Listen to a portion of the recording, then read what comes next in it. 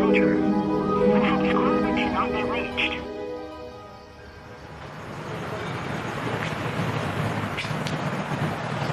Minsan, kahit nagawa mo ng lahat para sa iyong mga anak, para sa pamilya mo, para sa mga tao, parang kulang pa din. Makakalimutan pa rin nila yung mga magaganda mong nagawa kahit ilan pa yun. Uhusgahan ka pa rin nila sa isang maliit na pagkakamali. Ganun lang yata talaga. Wala namang perpektong pamilya eh.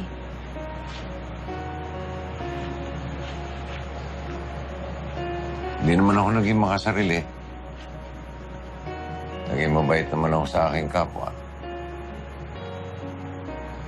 Pero bakit ganun? Yung mga natulungan mo nung nasa taas ka pa, isa-isang nawawala kapag walang-wala ka na. Ganun na ba ang tao ngayon? Hindi naman. Meron lang talagang mga taong hindi marunong magpasalamat, magpahalaga sa mga taong tumulong sa kanila.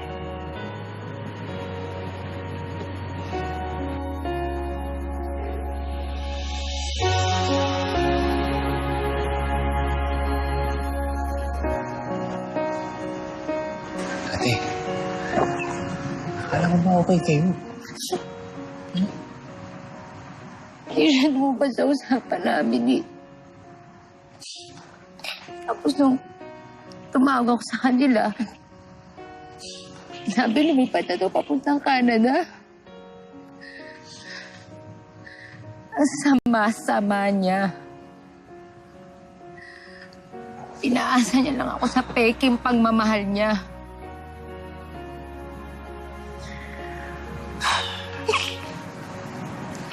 Oo, wala. At ang kaibigan ko, tinabla ako eh. Wala akong maasahan kahit isa sa kanila. Ang gagawin natin?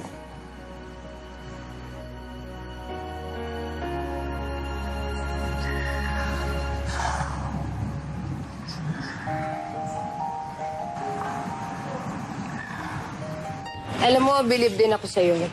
Dahil sa kabila ng lahat ng nangyari, Thank you very much. nakuha mo pa rin magpakain ng mga mahihirap at kapuspalan. Eh, kahit paano naman eh, Thank you. mas maswerte pa rin tayo sa kanila. At saka, ang panata ay panata. Kapos man o hindi, dapat ito pinagpapatuloy. At saka kumita rin naman ako kahit papaano. So, may tuturing na biyaya pa rin ito. Oo naman, malaking bagay pa rin yun. Alam mo, sana talaga pagpalain ka pa ng Diyos. At sana, makita ng mga anak mo yung ginagawa mo para sa ibang tao. Para matauhan naman sila at maisip nila kung gaano sila kaswerte na ikaw yung ama nila.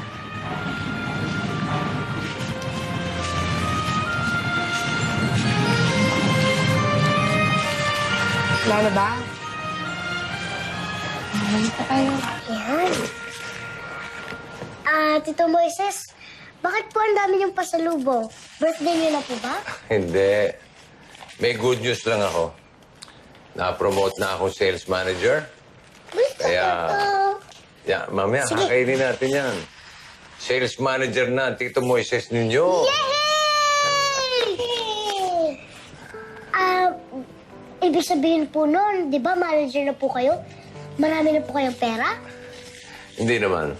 Sakto lang. Pero, medyo makakabawi na. Galing niyo po talaga, Tito Moises.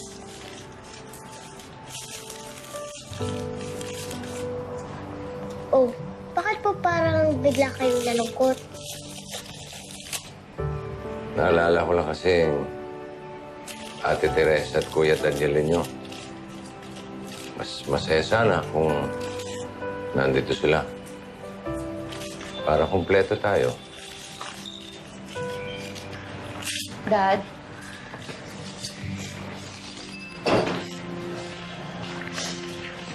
Dad, alam ko. masama pa rin yung loob mo sa amin.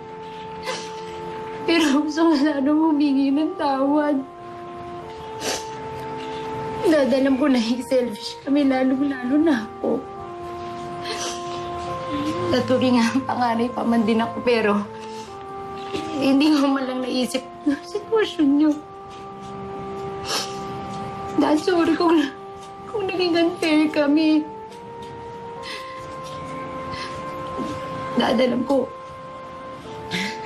hindi namin madalas nasasabi o napaparamdam sa'yo, pero mahal na mahal ka namin.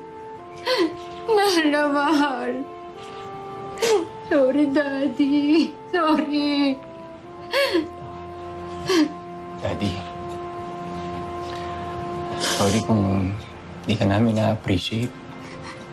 Sana matanggap mo pa kami.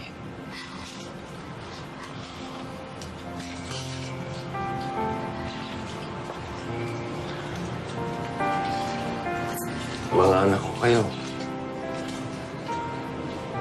Kayo pa ba matitiis ko? At kahit ilang bata ang ampunin ko, hindi ko pababayaan ang responsibilidad ko sa inyo bilang ama.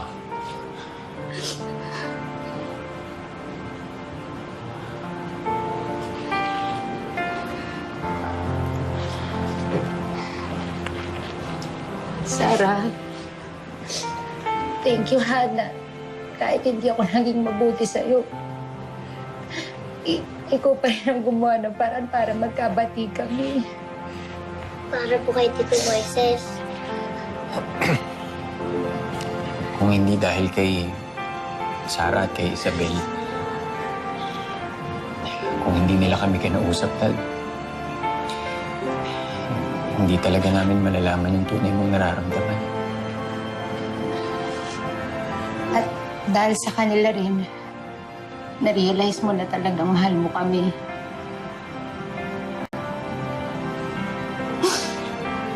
Kahit po sa simpleng paraan, basta papasaya ko lang po kayo. Oo. Napasaya mo ako. Sobra. Sobra pa, sobra. Daddy, sorry.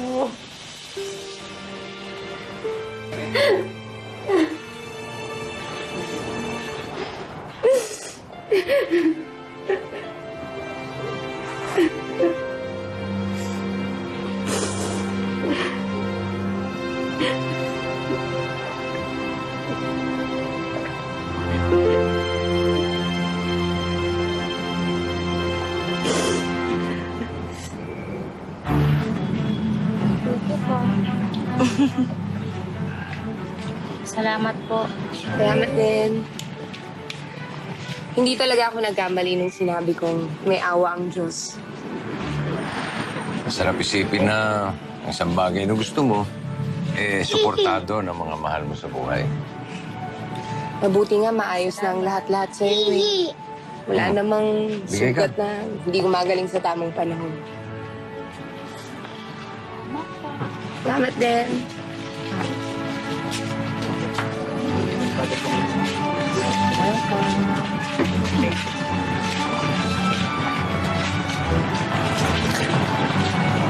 Thank you po talaga, Ate Teresa. God bless po. God bless din.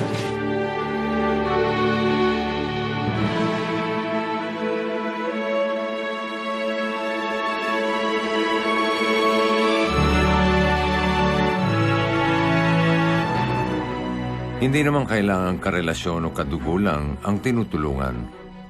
Ang pagmamalasakit ay nagsisimula sa pamamagitan ng pagtulong sa kapwa. Ang tunay na pagtulong ay para sa lahat ng taong nangangailangan. Walang pinipili, walang sinisino.